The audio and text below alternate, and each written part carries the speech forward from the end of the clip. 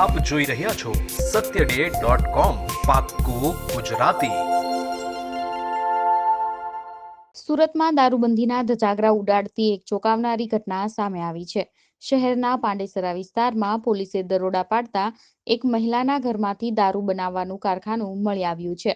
આ મહિલા બ્રાન્ડેડ કંપનીનો દારૂ કેમિકલ નાખી અને તેને નવી રીતે મેન્યુફેક્ચરિંગ કરી અને વેપલો કરી રહી હતી। પોલીસે સમગ્ર ઘટના જોઈ તો ચોંકાવનારા દ્રશ્યો સામે આવ્યા હતા।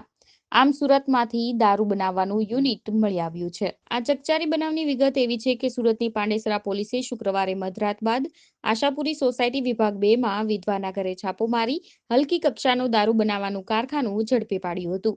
અહીં બ્રાન્ડેડ કંપનીની વિસ્કીની બોટલમાં કેમિકલ ઉમેરી તેના ઉપર સ્ટીકર લગાવી બાદમાં વિધવાની સાસુનો ગોલવાડમાં રહેતો ધર્મનો ભાઈ ત્યાં દારૂ વેચતો હોવાની આશંકા છે।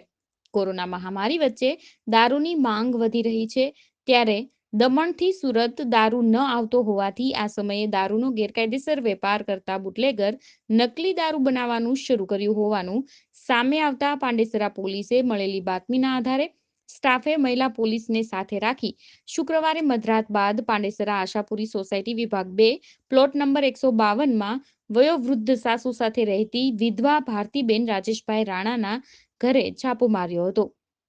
પોલીસને અંદરના રૂમમાં બ્રાન્ડેડ કંપનીની વિસ્કીની 3 બોટલ, 31 ખાલી બોટલ, 82 બૂચ કેમિકલ ભરેલી પ્લાસ્ટિકની 2 બોટલ અને પતરાનું પીપ મળી આવ્યું હતું। પોલીસે કુલ રૂપિયા 13,895નો મુદ્દા માલ કબજે કરી ભારતીબેનની પૂછપરછ કરતા જાણવા મળ્યું હતું કે તેની સાસુના ધર્મના ભાઈ રાકેશ પ્રવીણચંદ્ર રાણા સાથે મળી બ્રાન્ડેડ કંપનીની વિસ્કીની બોટલમાં કેમિકલ ઉમેરી તેના ઉપર સ્ટીકર લગાવી બાદમાં વેચતા હતા। તે માટે તમામ સામગ્રી રાકેશ લઈ આવતો હતો અને તે જ ગ્રાહકોને હલકી કક્ષાનો દારૂ ઓરિજિનલ કહી વેચતો હતો।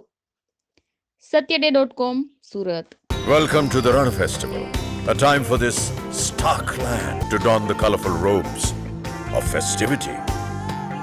Breathe in this air of celebration and excitement. Breathe in a bit of Gujarat. YouTube પર જાઓ અને અમારી ચેનલ satyday.com ને સબસ્ક્રાઇબ કરો અને બાજુમાં જે નાની ઘંટી છે તેમને ક્લિક કરો જેથી અપડેટ ન્યૂઝ તમારા સુધી પહોંચી શકે।